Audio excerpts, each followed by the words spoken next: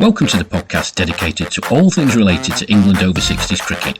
These veterans of the game, custodians of its history, who carry the game's past, define its present and prove that age is no barrier to brilliance. Legends of experience who wear the three lines with pride and still very much players to fear.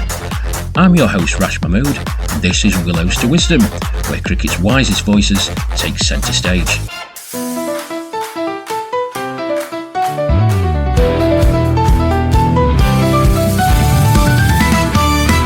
Hello and welcome to a brand new podcast that covers all things relating to the England over 60 cricket team. My name is Rash Mahmood and I'm the official commentator for the team.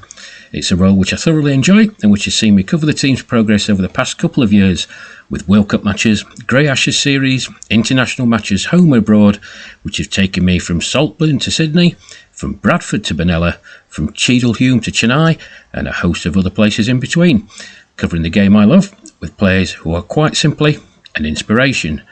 So for this, our maiden episode, no pun intended, here is what's coming up on the show.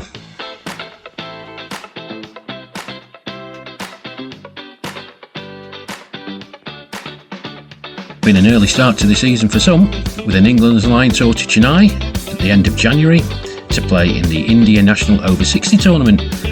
Was it a success? Well, we'll review the tour and get the thoughts of some of the players who were out there. With the World Cup due to be hosted in Toronto, Canada in August this year, preparations are already in full swing for this prestigious tournament. I'll be speaking to the England team manager, the self-proclaimed mayor of Teesside and legend in his own lunchtime, Paul Bradley, to get his thoughts on the tournament and what he wants to see from England and the England lines this summer and what lies further ahead for both teams. Loughborough University was a setting for a two-day meet-up with the great and the good of England's over 60 cricket present, and myself and Harrison Burridge, the England social media manager, were there. I'm not sure which of the two categories we fall into, but we managed to grab a word with some of the players to get their thoughts about the upcoming season. We'll take a look at the upcoming summer schedule as it stands so far, and we'll also try and answer some of your questions. So, let's get started.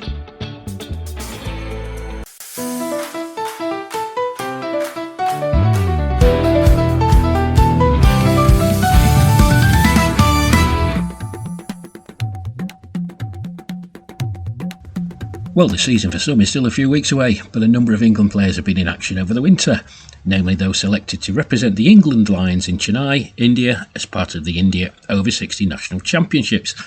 Now, it's difficult to know what to expect from the Over 60 Indian teams, but the squad travelled to India with some notable names being included, namely Messrs Mel Hussain, Phil Deakin and Nick Gaywood, all stalwarts of the England setup over the past few years. Now, it was slightly puzzling to see them included in the tour party, but their experience of playing in India for England in Chennai at the 2024 Over 60 World Cup would surely have been a bonus to the squad as a whole. There were also opportunities for those players introduced last summer into the line setup, including bowlers Vince Mulholland and Chris Baumer, and batters Martin Ford, Ian Barton, Phil Hilson and Zahir Mohammed, to name a few, who, having played well against the three touring sides to the UK, the West Indies, Australia and the USA, gained just reward and recognition for their individual and collective performances against international opposition during the past summer. Now, a pipe opener against the VCR Chairman's 11 gave the squad a run out and produced a comfortable victory by 117 runs. And in truth, the 5 further games that the Lions played to cement their standing as tournament winners, going undefeated, didn't really stretch the squad, winning by 79 runs, 114 runs, 7 wickets, 80 runs and finishing the tour with a 9-wicket victory.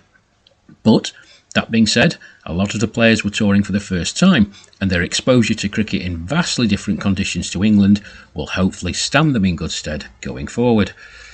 There were some notable performances, firstly in the batting department, with unbeaten centuries from Mel Hussain and Nick Gaywood, with 5 other players passing the 50-run mark during the tournament. Mel Hussain finished as the leading run scorer for England with 243 runs scored, closely followed by Phil Hilson, who looked calm, assured, composed and determined in scoring 238 runs in his 5 innings, only being dismissed once. Ian Barton, Neil Jackson and Nick Gaywood also scored well, and once again it proved that England have a wealth of batting talent at their disposal. In the bowling department, well, the star of the tour by a long stretch was Lee South, who ended the tournament with 15 wickets, with a best of 5 for 25 versus the VCI Chairman's 11 in the opening match.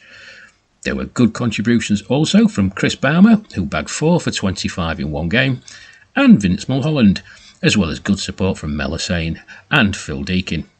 Overall, the bowling was tight and accurate and was backed up with some excellent fielding. Now, my spies tell me that the England Lions will be invited back to take part in future India National Over-60 Championships, which gives players a fantastic opportunity to tour and play international cricket. Jason Corn led the team superbly well, as he had done the previous summer in some excellent Lions performances, and going forward, it will be interesting to see if he keeps on in this particular role. Well, as I said at the top of the show, we managed to catch up with some of the people who were involved in the tour when we got together for this 2-day meet up at Loughborough. Here are some of the players' thoughts. Vince Mulholland, very good to speak to you. How are you? Good morning. Yeah, thank you. Thanks for having me, Rash, and good to speak. Just to give an overview of the India tour, yeah, the trip was unbelievably eye-opening, eye-watering, fun, fantastic group of guys and girls that we went with, all gelled superbly well, and a lot of the people didn't know each other when we got on the plane. So, 10, 12 days later, we're going back, and I think a lot of memories and fantastic experience that we all thoroughly enjoyed. Just talking about the pitches out there, obviously, to go out to India, completely different playing conditions to what you're used to down at Essex, I would have thought. The wickets were probably the best I've ever seen. They were as flat as you could ask for. The batsmen were licking their lips, and the bowlers were not changing very fast. We had to find ways of bowling, and so we did. Interestingly, before we sat down in this room overlooking this wonderful pitch at Loughborough, it's very interesting what you said to me about the type of delivery that you were bowling, bearing in mind that the pitches were flat. There wasn't going to be much assistance through the air or off the seam as such. Can you just tell the listeners what you actually came up with? I mean, 3 for 14 speaks for itself. Yeah, you're right. We knew pretty much that the grounds were going to be flat. 3 or 4 of us had netted during the winter to get ourselves prepared. Done it a fair few times at county and club level, bowling cross seam. And so I quickly went to that in India, and that last spell clearly worked, and visibly you could see the slight variations of bounce and the odd one skidding on, and that put a bit of doubt in the batsmen's minds, and really it worked on the day. That's all part of the game. I understand that the England Lions are going to have a recurring invite to the India Over-60s National Championships. In your view, speak openly and honestly, is it a good thing for the Lions to go out there against what I would consider to be some very good players in different teams, but the standard of the teams is probably below the top-notch county teams that you play here in the UK?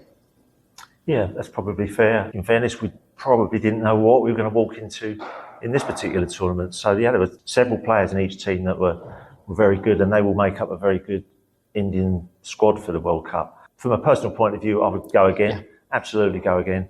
And if you throw in the fact we played 6 games in 8 days, you've got to be able to get through that as well. But if you asked all of the group would they go again, I think they would. Vince, great pleasure to talk to you. Vince, thanks very much indeed. Thank you. So interesting to hear Vince's thoughts process about bowling and how he adapted to the conditions. And we stay with the Essex connection as Phil Hilson joined me. Phil, thanks for joining me. Thank you, Rash, for inviting me. Yeah, good to see you. Listen, you must think that this batting lark, it's easy. 238 runs, out just the once. You look very, very calm, very assured, and different type of innings you played there, which was really impressive. Thank you, firstly. Yeah, I was very pleased with the way things turned out, the performance side of things. Having said that, I've worked very hard in the winter. I knew I had some challenges with technique and a bit of mental approach to batting. Yep. I've got some good people around me, like some Mel Hussain. I spend a lot of time with the nets. He's blunt but he's very honest with you. So blunt's one way of describing him. You know if you're doing it well, and you know if you're not doing it so well. So it's been very beneficial. Look, the tracks were great to bat on, but yeah, look, I was happy with how I've been seeing it. I was happy with the outcome. So yeah, if I've put my hand up and that's made a positive impression, then I'm delighted. you've got to keep it going, haven't you? That's the You do. Competition for places Absolutely. is mightily fierce, and with a curtailed season this summer due to the World Cup in Toronto, the chances to impress are few and far between. If it turns out for the Lions that is an annual event, Yeah. I think it's a great experience, because the wickets, although they're good, they're so different to British wickets. Yes. So to learn your skills and adapt the way you bat, and for bowlers to adapt the way and find ways to bowl aggressively but contain runs at the same time, it's a real challenge, and that's what we want. You want to be challenged, you want to get better. And finally, you mentioned that it's going to be possibly an annual thing. I believe that's the case. A lot of the games I watched, there were 2 or 3 good players in each of the teams, but the overall standard, you play for a very, very powerful county, of course. Where would you rank them in the county championship level? They were better batting sides than they were bowling sides. They were better batting and bowling than they were fielding. They only play 20-20 games. They don't play 45 over games. They strike the ball beautifully. They love hitting boundaries. They live to hit their boundaries, but they'll turn threes into ones, and there's no rotation there, because it's not what they do in their normal game. So in that respect, the comparison's a tough one, because we play 45 over cricket, and there's a set of skills and a way to bat at different phases in your innings. An expat group that went out, the invitational team, that was mainly Southern Counties players, Middlesex and Sussex and Surrey and so on, they finished second in the tournament. So I think that shows that our county standard, the skill sets, the competition is good. And then for the Indian-born or Indian-qualified players to go out and finish second shows you that they've still got some way to go. Phil, thank you ever so much. Thank you, Thanks Rash. for your time. Appreciate it. Cheers. So we've heard from one of the bowlers, we've heard from one of the batters. What about the guy behind the stumps? Well, I managed to hook up with Kent's finest, Simon Routh, as he made his way to Loughborough. Routh, thanks for joining me. No problem. Well, happier memories for you this time in Chennai than 2024. If you just want to let the listeners know, in the World Cup, what exactly happened? I played the warm-up game against India, and the first game against New Zealand I was not very well, and I remained not well for quite a long time really, and managed to play the last World Cup game against South Africa. So your experiences this time, Ralph, much, much better. I mean, I was watching from afar, but you looked in good touch, good nick. My keeping was good. Batting wise, in the first game where I got a few runs, took a while to get in, and timing wasn't there, but the longer I was in, the easier it became. It did help that Nick Gaywood was flying it to all parts, of course, and I could just watch him bat, just get one, and took all the pressure off. And in the second game, I batted, managed to get going early, and felt comfortable.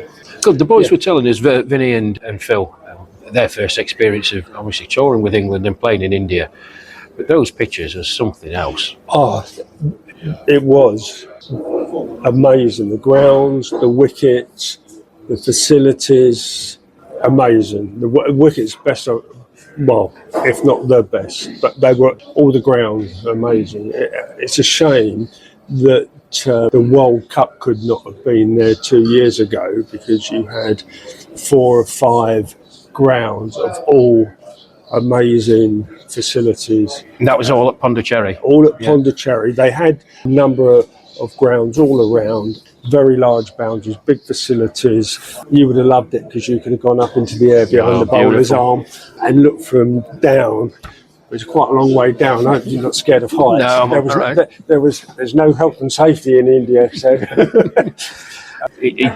From my armchair, it looked good. Yeah. It looked a professional performance, Ralphie, and Yeah. of course it was. What's your impression of the standard? I've asked the two boys, so I mean, we're coming to this blind, so you don't know what they've said. Yeah. So it's your honest opinion. of India. Yeah. Yeah, they obviously have some quality players, Yeah. and if those quality players come off, they will be a force in the World Cup. Have they got enough? Could be one question, but their fitness is going to be an issue. They may do well in the first couple of games because they're fit, but the longer the competition goes on, it appeared to me that they would struggle. They didn't run particularly well between the wickets. I think that's something they've got to improve of. and we every time we hit the ball in the outfield, because it was such a big ground, we were running twos comfortably, jogging twos as opposed to putting us under a bit of pressure. So I think they've got a couple of areas to work on, but they have a very good core strength, and yes, they could surprise people. And going forward, Simon, I understand that there are going to be future invites for the England Lions to play in that over 60s national championship. In your opinion, is it a good idea? I think it's a very good idea. I don't know, because that's obviously above my pay grade, but it's got to be good, hasn't it? It's particularly for the Lions, because it's a good way of seeing how people tour. It's a good way to see how people play under pressure. People bat in places they're not used to, and fielding places that you can. It's a good way of introducing people into the main team, I suggest. Super stuff. Well, I'm glad you enjoyed yourself. I'm glad you were relatively injury-free. Ralph, it's always a pleasure to speak to you. Thank you, my friend. Thanks, Rash. Cheers. Right, so that's 3 members of the Lions team that toured India for the national championship spoken to. It's my great pleasure to have alongside me the Sheriff, the big man himself, the Lions skipper, Jason Court. JC, thank you for being here. Thanks very much for Thanks inviting for talking to me. Listen, we talked last year, many good moments for the Lions. You led them superbly well. Captaining your team is one thing, but captaining your team, foreign soil, to go undefeated in another championship, you must be a very proud man indeed. I was, yeah. It was a great tour, first Lions tour overseas. We had a really good, strong nucleus squad, and conditions were excellent if you're a batter. Wickets were really flat. Yeah. It was as expected in India, mid-30s, pretty humid at times, and the outfields were like lightning. So the facilities were fabulous, fabulous, and they really looked after us as you would expect on Indian soil. One of the things that a lot of people were commenting about, and certainly mentioned to me, was the inclusion of a few stalwarts of the team in the last few years, and some, dare I say it, senior players, the likes of Mel Hussain, Phil Deacon and Nick Gaywood. Obviously part of the management team and the selection committee for the Lions. What was the thinking behind that? Was it just because they'd been there and done it and seen it and you needed some balance in the squad, or was there any other reason? From my take on it, basically we asked people who were available out of the broader squad, so out of the England side and out of the broader squad that had played Lions in the summer, for availability. Yeah. And there were quite a few Lions who weren't available to travel, and then we looked at trying to get, as you always do on foreign soil or when you go on an overseas tour, to try and get a balance of bowlers, batters, people who are all rounders, good fielders. And effectively, we were a few bowlers short. And so we were mindful. We looked at, albeit some others had put their hands up from what we would call the first team, we were short of a few bowlers. And so it helped us balance up the overall squad. And they were available. And so we decided, well, we'd take those because they'll strengthen the squad. There was nothing more or nothing less than that. There were some key Lions players from the summer who unfortunately were not available for one reason or another, and we decided, right, they'll fit in nicely, and I knew I could either bat, bowl, and obviously field them, and so they did strengthen the squad. But it wasn't deliberate at the outset. That was just around availability.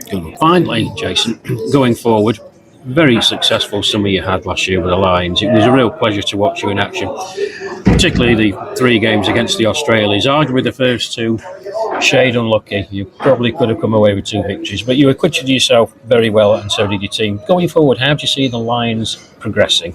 A curtailed summer this year, obviously with the World Cup.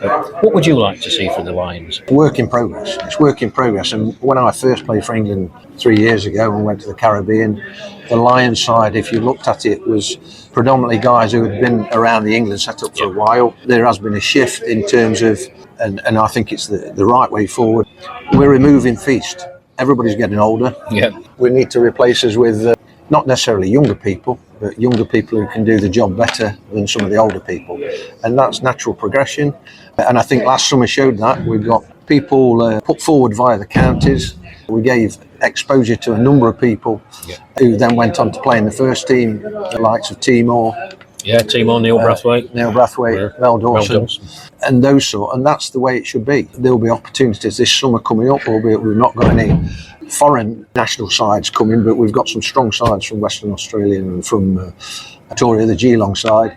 And so we expect there will be some tests. And we've got a few less games this summer, but hopefully we'll carry on progressing and improving and giving people exposure and experience to say, are you good enough to be playing in the first team? Super. Jason, there's a crowd around us. Pub is beckoning, so thank you for your time. Absolutely. It's a pleasure to speak to you. Yeah, so that's the line skipper, Jason Corn. So that concludes. I'll catch up with some of the players who are on the England's line tour to India for the India Over 60 National Championships. So many thanks to Vinny, Phil, Simon and Jason for speaking to me at Loughborough. It's really good to get the insights of the players, and I think from their comments we can say that it was a thoroughly enjoyable and productive tour, and that future invites to participate in the tournament would be a good idea. Now, apologies for the sound quality in some of those interviews. Loughborough was a very busy working environment, and finding space, and more importantly a quiet space, was at a premium, as alongside the England Over 60 players in the Performance Centre, we had players from the England men's team being put through their paces, with the likes of Ben Stokes, Harry Brook, Will Jacks and Gus Atkinson going through net sessions and meetings with sports science personnel and associated fitness and dietary coaches, as well as a very dedicated team of ground staff who were constantly mowing the outfield. So I hope the background noise present hasn't spoilt your enjoyment of the interviews. Well, also at Loughborough was my colleague Harrison Burridge, the England social media manager. He caught up with a number of players during the net sessions and just asked them the simple question: what are you looking forward to this summer? Oh, getting fit again and being able to play a game of cricket. Proving myself over and again, because when you get to 60 you never know how you're going to come out the following season. So I just hope I can do as well as I did last year, and if not better. An injury-free season, really, and great time ahead for both the England side and the Lions. Seen some new players, I think. We've got some new players here today, and I think if we can get some more new players, we've got some more to look at tomorrow, and then developing the lines even more. Of course, we're looking forward to August World Cup, but the Lions have still got part to play in that. And yeah, I'm looking forward to bringing some new players through into the Lions. Oh, just another season of cricket. At my age, 61, every season you think it could be your last. So yeah, just looking forward to playing for the county, club games, and of course the setup with England as well. Well, it's another summer. We haven't got the touring sides coming over, and the whole summer's all about getting to a World Cup and give us a chance of doing really well in that. So I'm just looking forward to seeing this new crop, working out a squad, getting the Lions rejuvenated, playing some cricket, and giving it the best shot we can. Opportunity, really. I play for a great county. We've got a great side. We strengthened this year, so looking for a good season with Essex. I've been fortunate to get involved in the England senior setup as well, so hopefully, fingers crossed, I get to continue that through the summer, and I can play with some of these fine guys that I'm training with at the moment. Playing a load of cricket in the sunshine with a load of guys who enjoy playing cricket with, enjoy it and be competitive as well. But I just love being out in the sunshine playing cricket, really. I'm just coming back from a little Achilles tear injury, which has taken a fair bit of time to get over. So first and foremost, just to be back fit and healthy on the cricket pitch would be a good start. Prepare, hopefully, for the challenges ahead of World Cup and potential tours thereafter. New group of players, so players coming in. Interesting to see what that's about, and staying fit and healthy, having a full season. Playing cricket to start with, I've had a good break in the winter, and raring to get outdoors and play cricket. Really looking forward to it. But yeah, getting back to playing the county stuff. It'll be my 5th year catching in Herefordshire. Probably should be playing the over 60s, but I'm still in the over 50s. Maybe I'll make the move next year, I don't know. Back in it with Suffolk, and obviously wanting to see how far I can go with England set up. Well, that's the roundup from Loughborough, folks. Many thanks to all the players who took time to speak to myself and Harrison, and we look forward to speaking to them throughout the summer.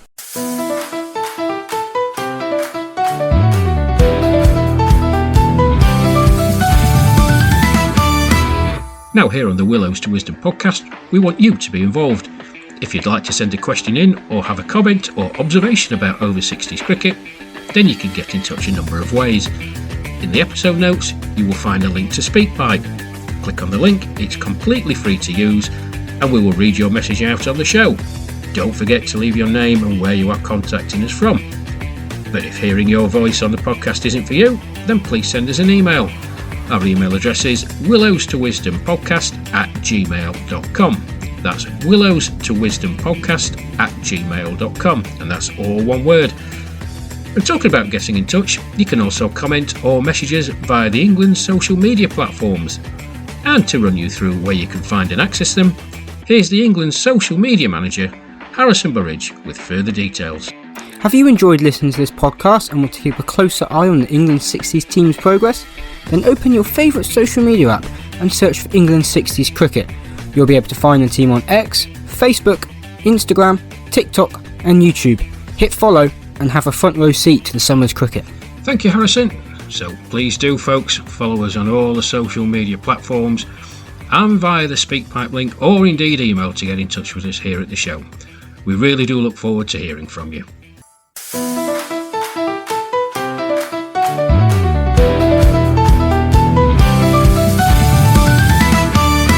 Now, it may surprise you to know that the England over 60 team do not receive any direct funding from the ECB. We are reliant on the goodwill of the players and the continued support of sponsors. So if you'd like to be involved in sponsorship, get in touch and we will pass your details on to Paul Bradley, who will be more than happy to discuss what your sponsorship will bring. That said, our work with the over 60s continues due to the generous, loyal and continuing support of our main sponsors, those being Stonehill Sports, Sporter Tours, NV Play and Clean Clad. On behalf of the England management team and everyone connected in and around the team, thank you for your continuing support.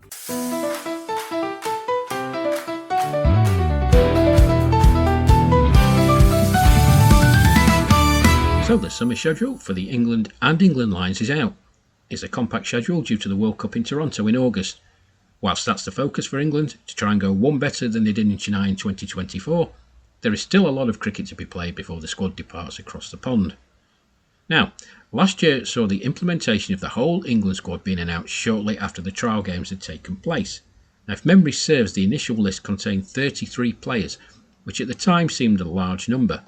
But with last summer seeing 3 touring sides visit the UK, those being the West Indies, Australia and the USA, injuries, form and availability were no doubt factors in the selectors' mind when they announced the squad players for the summer.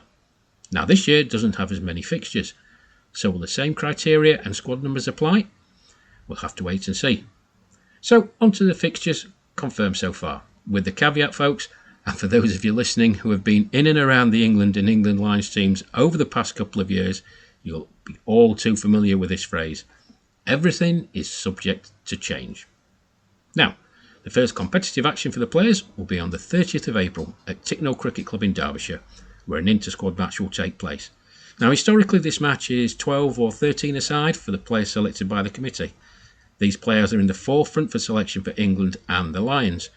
Following that, the selection committee will publish their squads for the summer, and there won't be a delay in this because 2 weeks after the inter-squad game, England and the England Lions are in action, with their first international matches of the season scheduled to take place against Scotland. England first up at Martin Cricket Club on the 14th of May, and the Lions taking on the same opposition the next day at Seaton Carew. Now last year, Scotland played at Saltburn against England, and it was the returning Tony Birbeck who smashed an unbeaten 130 not out to leave England on 299 for 4. That game saw debuts for Steve Small and Sanjay Berry. Now historically, Scotland had failed to get anywhere near England's totals, but they really have improved, and finishing on 240 for 7 was a valiant effort. The next day, Scotland took on the Lions at Seaton Carew, posting 263 for 5, with the standout innings being the 73 not out by Timur Alam on debut. In reply, Scotland fell agonisingly short, losing by 7 runs in the end. Now those two matches highlighted the improvement made by Scotland over the past couple of years, and the final Scotland match against the Lions during September in the Tri-Nations can be overlooked. They're a very damp wicket and outfield, contributing to a low-scoring game. Now, Scotland have some excellent players who are getting better with more exposure to international cricket, and I'm sure they will give both England sides a good test. They have some dangerous batters in Tony Bennett and Graham Garden at the top of the innings, both excellent stroke makers. And in the middle order, the likes of Cam Glasgow and Bob Angus can score very quickly. So England and the Lions will have to play well. Last year saw both sides field experienced players alongside debutants, and I expect that both these upcoming games will do the same. Now, just over 2 weeks later, a further inter-squad match is pencilled in to take place on the 28th of May at the always welcoming and very picturesque ground at Oakham in Staffordshire. Now this is a fallback fixture, folks, should the inter-squad game at Ticknall not take place, or if the committee decides they want an extra look at one or two players.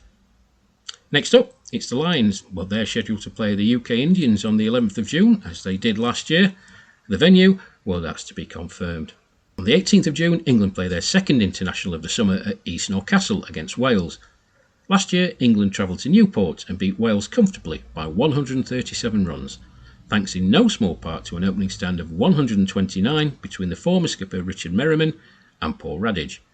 Wales were very disappointing in their run chase, but they have some very talented and capable players, as witnessed by them being crowned county champions last year.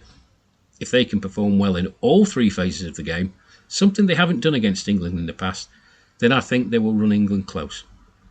Selection for this England team may give us an idea of who might be on the plane to Toronto for the World Cup in August, but those selected must perform, and perform well, as there is a wealth of talent in the over-60s brigade waiting for a chance to impress.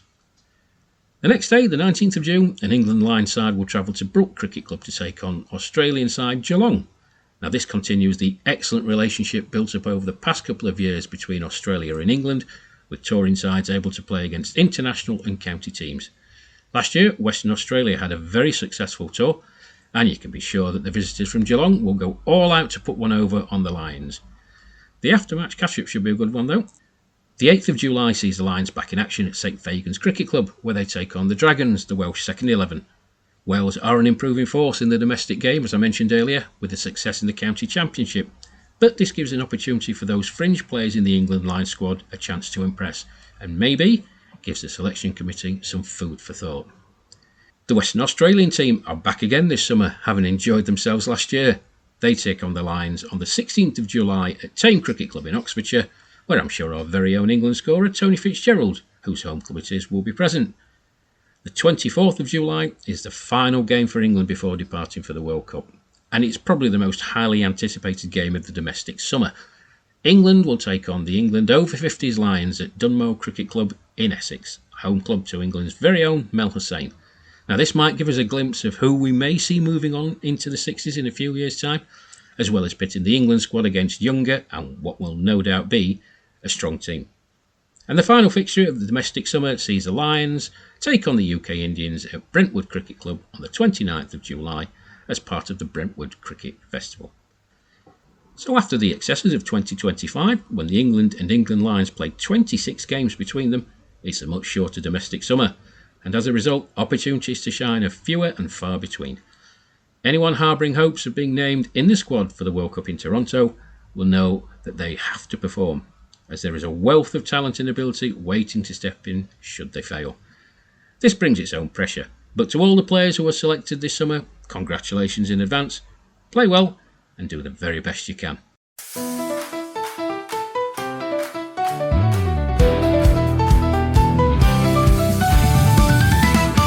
Now this part of the show is handed over to you, our listeners, for your questions and comments, and thank you to everyone who has been in touch so far. Now I'll do my best to answer, but if I don't know, I'll go and find somebody who can. So to kick us off, our first question comes from Peter Ross in Woking, who asks, are there any plans for England to look to host the over-60 World Cup? Well, I can tell you, Peter, and it's straight from the horse's mouth, the head honcho himself, Paul Bradley, the Maltese Falcon. Now he said at the meet-up at Loughborough last week that England will be looking to submit a bid to host the 2028 World Cup. So exciting news. I've no further details on that, Peter, but that'll be great for England over 60 cricket and indeed world cricket if we can host a tournament here in England. Well, thanks, Peter. And we move on. And it's the nemesis of England over the last couple of years. Here's a question from Tony Panicasio, TP himself. He used a SpeakPipe link and asked this very simple question. G'day, Rash. My question's a simple one. How many changes do you think there will be in the England squad for the World Cup? Well, thanks for your question, TP. Always good to hear from you, my friend. I think England will probably take the same number of players that Australia are going to be taking, i.e. those 6 of you Australians who played in the 2024 World Cup final. I can't see England taking any more than that. There's been a raft of changes to the England team since that World Cup final. The emergence of new players coming through the line setup. So I think pretty much on par with yourselves, Tony. Half a dozen. And thank you for your question. And we move on. And here's a question now from the England and Yorkshire bowler, Kevin Watson. Kevin asks, how do you assess England's 60s progression since you commentated on the last World Cup in Chennai? Well, thanks for your question, Watto. I think there's been a massive change in England from what I've seen since that disappointment of the World Cup final in Chennai in 2024. One of the key areas I think England have improved markedly is in their fitness and fielding, and you have to do that if you want to compete against the very, very best in the world. And with the younger players coming through into the over 60 age group, it's just lifted everybody up. Now, of course, there's still challenges to come, but I think England are progressing on the right path. I also think that the line structure has proved hugely beneficial to the England senior team, and it puts those players who maybe thought they were shoo-ins for the teams and squads, etc., just to look back over their shoulder and know if they don't perform, then there's somebody equally as talented to take their place. So, progression, definitely. Still a long way to go though, Kev, and thank you for your question. Well, finally, folks, it's not a question as such, but I just thought I'd include it because it shows to me the interest there is in England over 60s cricket, not just here in England, but worldwide. So I'm very indebted to this gentleman who contacted us via the SpeakPipe link all the way from India. Here's his comment. I'm Dr. Chandrasekhar from Kerala State in India. I'm really happy that you are arranging a program of like this, giving the listeners a chance to ask questions and get involved in your podcast. Thank you. Well, that's the listener questions complete for this, the first episode, and my thanks to everybody who got in touch. Thank you to Peter, to Tony, to Kevin, and Dr. Chandrasekhar. Now, you heard earlier on in the podcast how you can get in touch with us, but just to reiterate, send us an email. Our email address is willowstowisdompodcast@gmail.com, or do what Dr. Chandrasekhar and TP did. Click on the SpeakPipe link in the episode notes, and we'll do our best to get you onto the show. My thanks to everybody for taking part.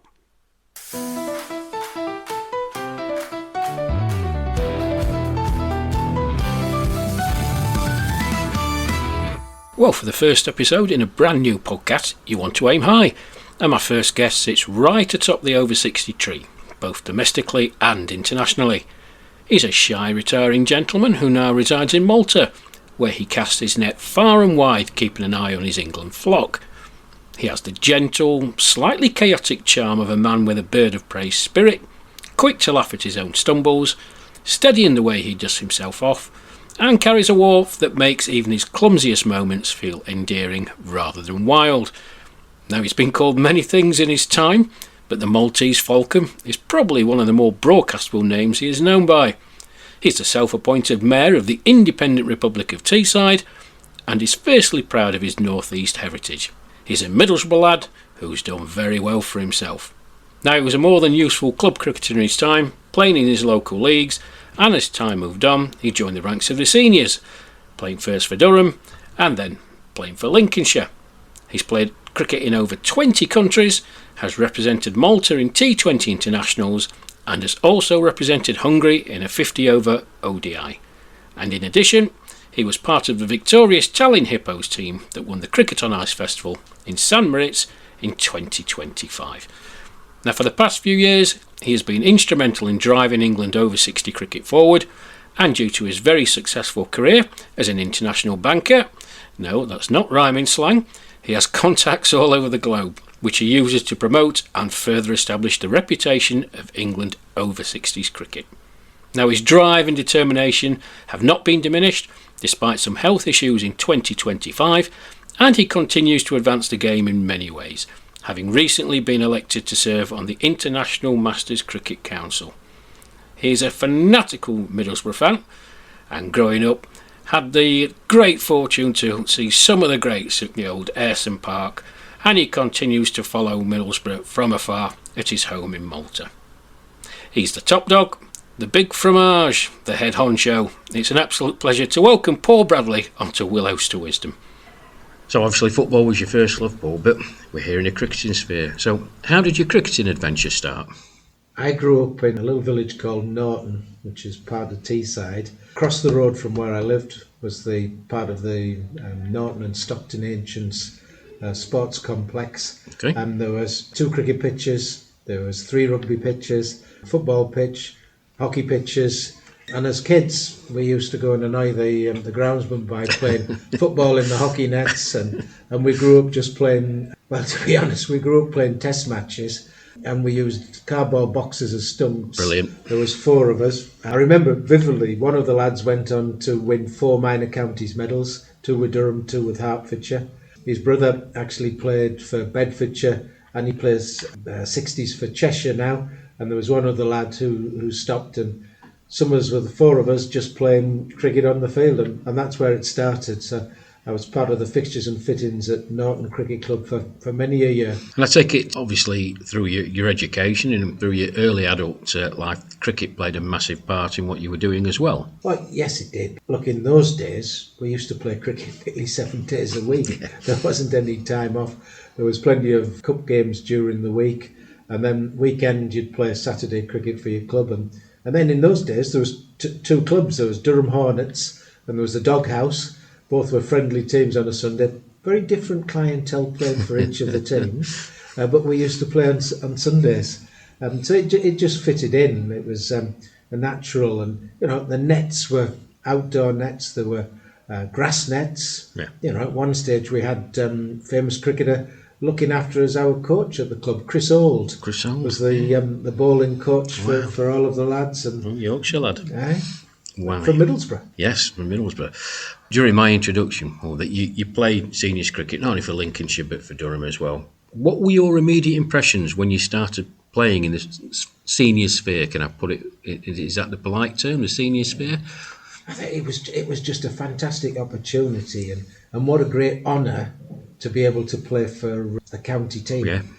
A lot of us have all played schoolboy cricket, played at county under 15s, 16s, or whatever. Some have gone on to better things. But then there's always been a little bit of a gap, if you like. And I guess in my case, it was 34 years before I actually started to play for Durham at over 50s. And it was just a fantastic feeling. And I'll always remember there was a T20 game at the Riverside, Durham's ground. And at half-time during the game, they had the 50s, 60s, walking around the field. Fantastic. And we were looking and clapping at the people, and what a feeling, what Absolutely. a feeling. It also moves you further forward. Played your club cricket, and your days in the first team are slowing down as you get older. Second team, you're helping bring the youngsters on, or the third team. But then you're back in the limelight, you're back in the first team, you're playing county cricket, and you're travelling to play against all the different counties, some of them with county players in. Indeed. And seniors cricket is absolutely thriving in England, Paul, as we know. I think last year it was the biggest participating take-up sport in the UK. I think there's over 3,500 registered players over 60. It's a very robust and demanding county championship that we have here. So for our listeners who may not have any knowledge of how senior cricket works, what steps do they need to take to get involved? If they sit there listening to this and think, oh,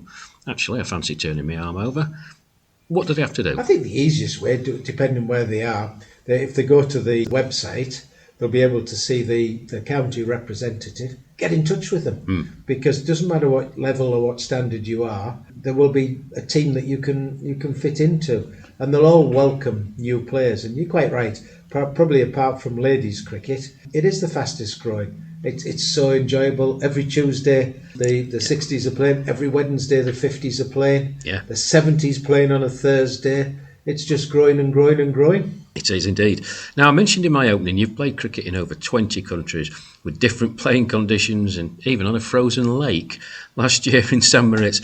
But what's been the biggest change that you've seen in global seniors cricket since you became involved in it? And we will touch on how you got involved in it shortly. I think that the major change is the introduction of IMC. So International Masters Cricket is now the governing body for the 40s, 50s, 60s and 70s. So that there's a structure and there's more uniformity in the rules that we play. there's also been the introduction of World Cups, again at 40s, 50s, 60s and 70s. So there's a proper structure in place. And that's definitely helped to move things further forward. Well, you mentioned the IMC. Well, we'll touch on that in a minute. But you are dual-hatted, so to speak. You're the England team manager, and also recently, and congratulations, been voted onto the International Masters Cricket Council. But starting with the England manager role, Paul, how did that come about for you? Well, that came about after COVID. I'd semi-retired, retired, had a little bit of time on my hands, and I actually approached Chris Swadkin and just said that happy to help in any way with any of the tasks around seniors cricket. Didn't want to be on the committee, and just said if there's anything I can do, I have the time. This is my background, cricket CV. What can I do to help? Yeah. And Chris came back and just said, would you be able to help? Because we don't currently have an England manager. They chatted to me, sent off a CV, and there you go. It took off from there. Fantastic. And it's a role you embrace thoroughly and a great job you do as well. You mentioned the IMC panel and briefly touched on the roles and responsibilities. Dual-hatted, how difficult is that? Because your first commitment obviously is to England, but you've got the global seniors cricket to look after and protect as well. So is there any conflict at any point, or is it a role that you think one deserves more of my attention than the other? No, there's no conflict. I think they actually work hand in hand, because really the IMC's governing body look after World Cups. And I think, you've been with us to a World Cup. Yes, again, I have. It's a fantastic experience. It is. You're meeting new friends, friendships are starting, you play hard cricket, everybody wants to win, but they work very much hand in hand. And as time goes further forward, you'll get more continuity between the countries. There's still some difference in rules between Australia and England, but it's the same game. Yeah. But I think the other thing that's really important is that it's the sharing of best practice. Yeah. And a lot of the things that we do in England, a lot of the other countries are now following suit, and we can share and we can help each other. We're lucky in England, we're lucky in Australia that there's a volume or a mass of people to play, and you can create an effective league structure. But when you go to some of the other countries, just purely maybe because of the size or not the depth in players, it's more difficult for them. But it's lovely to see them competing in World Cups. And look, as time goes on, the balance between the teams will become nearer and nearer. Yeah. And I think that will happen this year when we go to Canada. Yeah. I think Australia and England are always the favourites. But I've got a sneaking suspicion there's a couple of teams that are going to challenge the normal run of things this year. We'll see. Well, I'll come on to that, because that was my next question. Obviously, the World Cup taking place in Toronto this year. Now, England obviously got to the final in 2024 and probably played their worst match of the whole tournament in that final against Australia. That we'll gloss over that. We'd obviously like to be crowned champions. But I'm going to tie you down, Paul, because we've had conversations here. We are at Loughborough, day 2, and there's been some conversations between the various players. England and Australia, yes. You've just come back from India, where you were there with the Lions. There were some very decent Indian batsmen there that I was watching on the stream. Some decent bowlers. If they can all gel together, they could pose a threat, do you think? Oh, without a doubt. India will become a powerhouse across the board in seniors cricket. They've started at a slower pace. There's a guy called Verinder Bhumla who's starting to move things further forward. Look, I think we're probably the first England team ever to go to India. We played 6 and we won 6. Absolutely. We played in their national championship. So it was the 4 zonal teams, and it was a team of what they call global expats, because there's clearly a lot of Indians travelled around the world. So this was really their 80 best over 60s cricketers playing against our England Lions. And they were all playing for a place in the India World Cup team. And you're quite right. In each of those 5 teams, there were probably 5 quality players. And there's certainly a few of those players who would have got into the England team, no problem at all. I think if Verinder finds the right captain to blend them together, I think they're going to be a challenge for not only England, but any team they face. I also think, given the nature of the wickets and the conditions in Canada, I think Canada will pose 1 or 2 problems. Pakistan depends on the team they bring, and if they've got a full team out, they're always going to be strong. New Zealand are knocking on the door. And I also think it's become, I think the wickets and conditions in Canada will be a little bit more of a leveller than we've seen when we were in India. So I think, to be honest, any of the countries could beat each other, and it won't be as straightforward or a walk in the park or a monopoly for England and Australia. We're both going to be after on our wits to make sure that we get to that final. Which is what we want, of course. So moving away from the international thing, Paul, I know that one of the innovations you're implementing here, or trying to implement, and you've talked about it today, is that of intermediate age groups, for example, over 65 cricket. What's the general thinking behind that, and has there been a good take-up from county representatives here in the UK? Yeah, we're looking at 65s, over 65s. That also comes under the remit of IMC, so the 60s committee look after the 65s as well. There's been a little bit of interest from other countries, so we've gone a little bit more formal, and I'm pleased to say that we now have regional teams, and Wales putting in a 65s team in a competition in the UK. What we'll be then doing, we'll put an advert out for an over 65s manager, same as we've got me and Paul Gelder looking after the Lions. We'll be looking at a 65s captain, and then in 2027, probably the first quarter, there will be not a World Cup, but there'll be a tournament held in either Sri Lanka or India, and we should have 8 countries. Wow, so but it's a natural progression now, because there's so much interest in getting into the 60s team. There's people at 60, 61 coming in, and it's more difficult for people to keep playing. And a lot of these people want to play at the highest level and for the country as you go forward.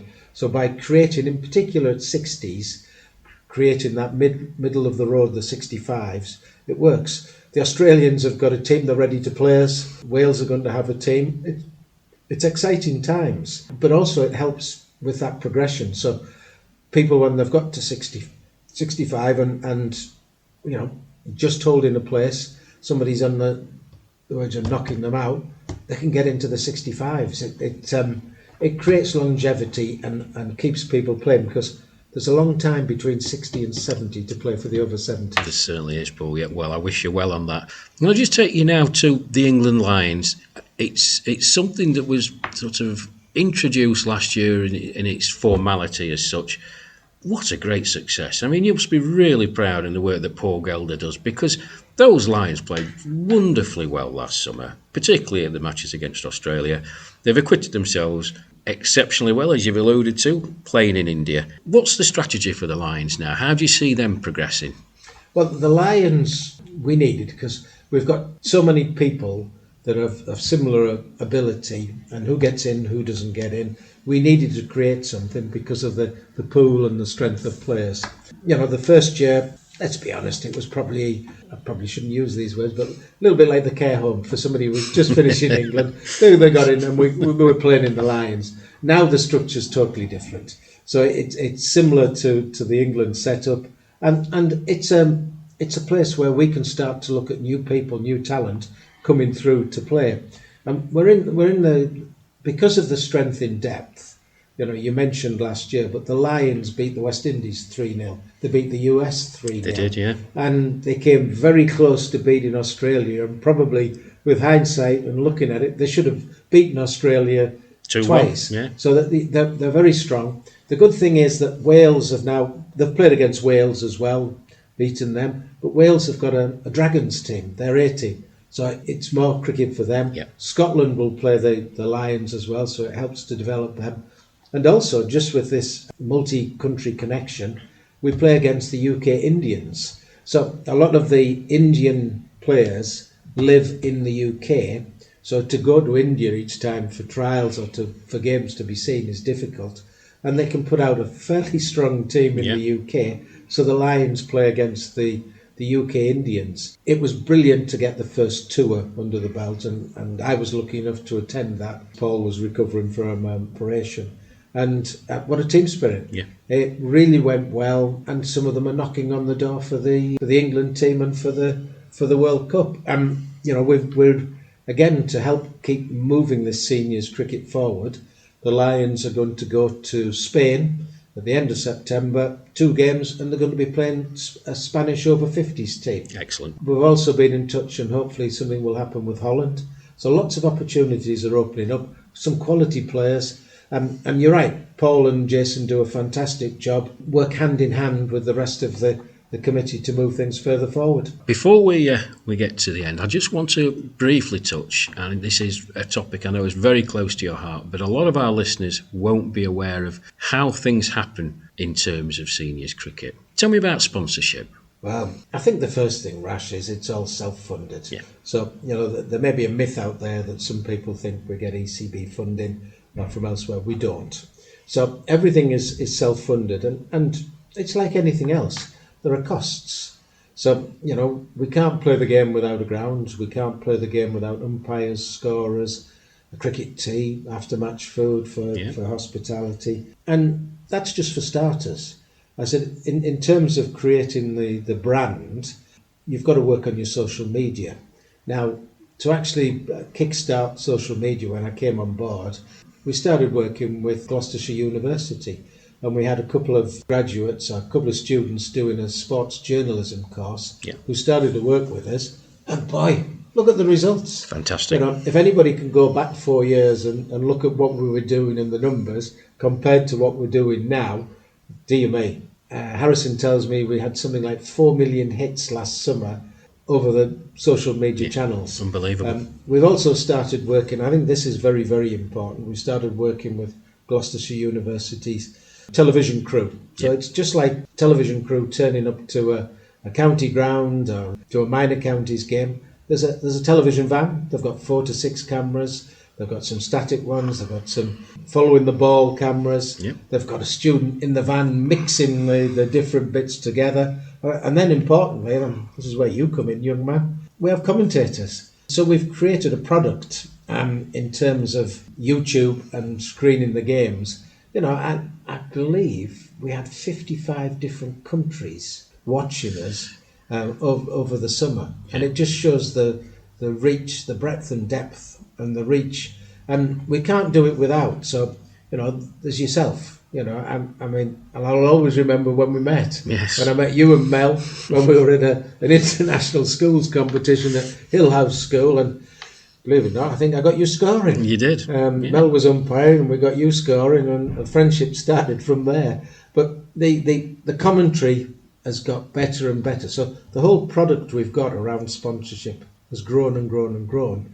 But, to screen the games at the level we do, we need about 10,000 a year. Yeah. We've got to cover expenses for people and some costs. We've got to look at when we go on tour, there's tournament fees. Can we look at covering that? And also we do wherever we go, we'll always do something linked to a charity. So that we're giving something back to the community. So at this moment in time, what happens? All of us within the squads, including yourself, we all look for potential sponsors, and we now look at them when we call them sponsors. It's a partnership. So we're looking, what can we give back to them in the way of helping? So if you look at Stonehill, they've been an absolutely fantastic sponsor and help to us over the years, because they've done the kit and sponsored all sorts of bits and pieces for us. We have Sport to Travel. They actually look after us when we're going on tours. We have MVP in terms of they provide the software and the licenses which allows us to do things. And look, it's like watching the IPL or watching a test match. We've got Rash commentating, and then we've got banners that pop up. There's a 4 or a 6 or a wicket, and then up comes Stonehill, or up comes Sport, or up comes Clean Clad. So we're in a position now where we can start to offer more. But look, it's hard work to get sponsors, and we're constantly looking and working with potential partners as we go further forward. Excellent. Well, listen, if any of you out there fancy getting involved in sponsoring or being partners with the England seniors, just send us a line. The details are all in the show notes, and we'll put you on to Mr. Bradley, who can steer you in the right direction. Now, Paul, coming to the end. Now, we're going to be asking all our cricket playing and managing guests the same final 5 questions. But it's not the traditional 5 of things like your favourite ground, your toughest opponents, etc. So here are your final 5. Okay. Which part of your game has actually improved with age, even if no one believes you? Well, that one's easy to answer. It definitely is. In-swing bowling, without a doubt. And whether it's on a grass wicket or whether it's artificial, I'm not sure what I'm doing. And somebody taught the old dog new tricks, but that ball goes more and more than ever used to. Excellent. Number 2. If your cricketing style were a vintage item, what would it be and why? Do you know, that's a really good question. A vintage item. Well, I think it's going to have to be a classic vinyl record from the 70s, because that's when I started really playing and I was pretty decent at it. So I guess, you know, when you look at these records compared to everything we've got now, what would we say? Smooth, timeless, and in reality, you listen to some of the classics, and I was thinking about All Right Now from Free, many of the Deep Purple. I used to like Peter Frampton, Slade, or things like Tubular Bells. But I guess looking at the record and how they've actually survived to come back into fashion, and you listen to DJs playing them. So it's not about a quick hit. It's about building an innings or building a legacy as you go further forward. Excellent. Love that.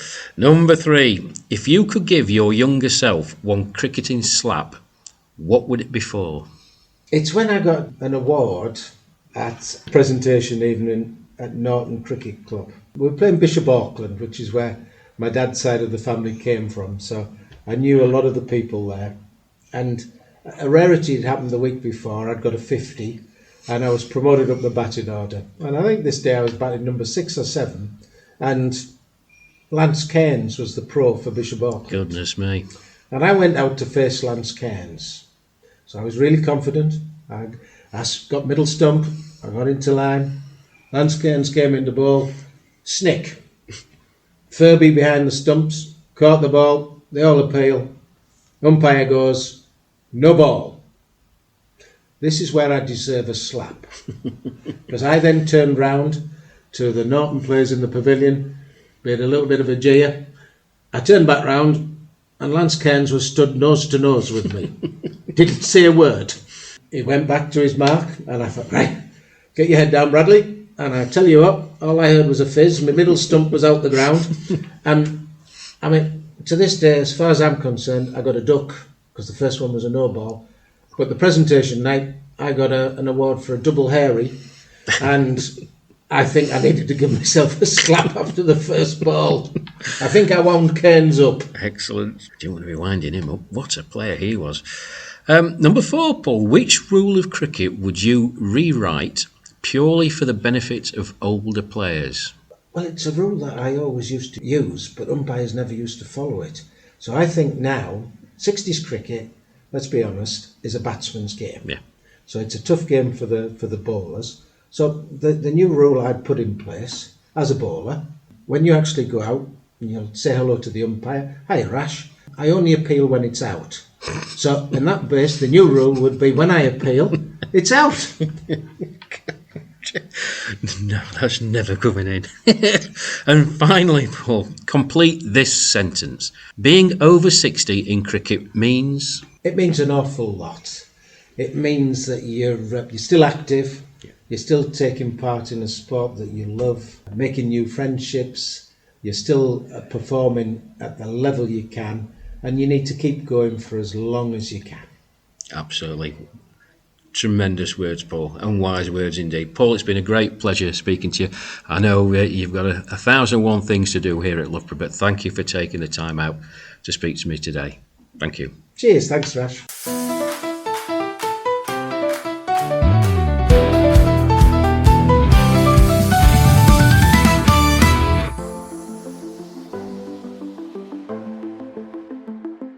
Well, that's it for this episode, folks. Episode 1 done and dusted. I hope you enjoyed it.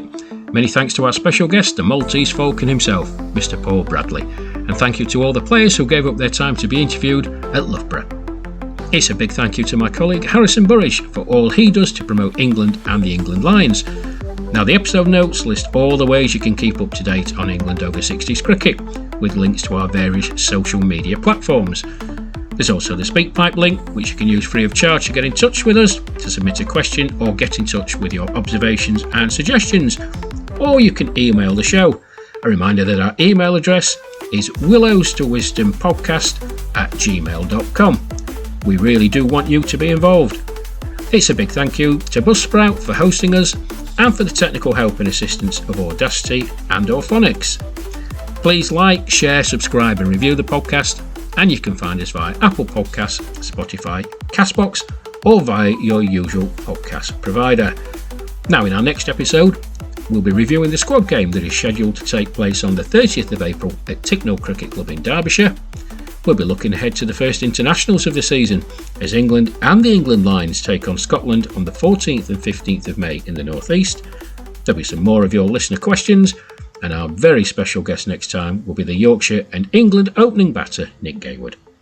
I've been your host Rash Mahmood, and thank you all for listening to Willows to Wisdom, where age isn't a number, it's an advantage. So until next time, it's goodbye from me, and thank you.